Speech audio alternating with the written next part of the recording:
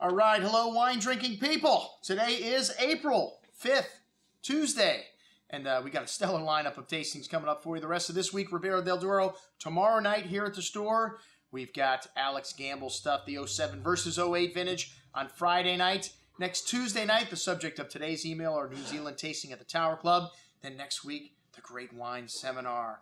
That's right, folks, a once-a-year occurrence, Friday, April 15th, and we got an event in the store that same night? How'd that happen? I don't know, but it's almost sold out. So we will be having dual events next Friday night, and then Saturday we've got George Comte de Vogüé, Domaine de Chevalier, Louis Jadot, and then finishing off the weekend with Pablo Alvarez from Vega Sicilia down at the Marriott in Miami. Some great stuff going down, but first, what have I got for you today? What I drank yesterday. And Monday is usually a slow day in the store. I don't know what happened. We had a pretty busy day yesterday, and we had an event last night from Sarah Huang and from Kidafar and Huet Winery from the Loire Valley. Some great stuff. We'll get to that in just a minute, though. But Steve Sink stopped in to start the day off with Tikal, one of the great small distributors in the state of Florida. You know, in this state, we've got two really big guys, a third kind of big guy that's just been hanging in there the last couple years, and then 460 small guys, so a lot of small guys, the best of the small guys. In my opinion, to stay cool, they've been around for a long time, so anything that our good friend Steve brings in, we can count on as being pretty good stuff. These guys probably turn down more wine than they actually take on today.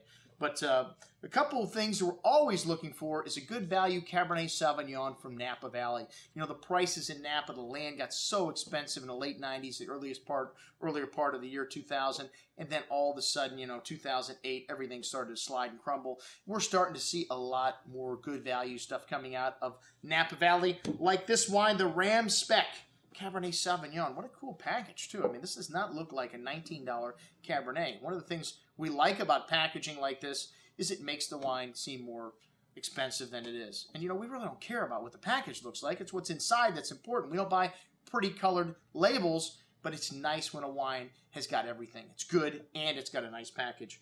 Well, this wine has got lovely cassis and blackcurrant fruit on the nose with hints of cigar box spice, toasty oak.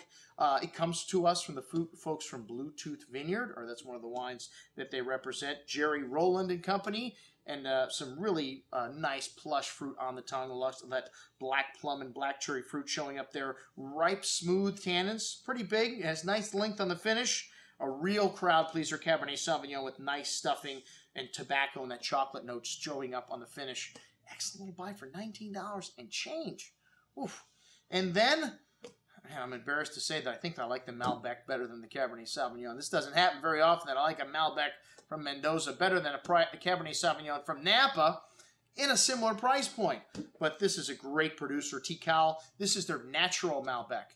Natural in this case means that it's all farmed through organic vineyards. This is something that you're seeing a lot of people in the world today catch on to. Hey, look, if we don't spray the vineyards with poison, not only will the vines live longer, but the wine will be better.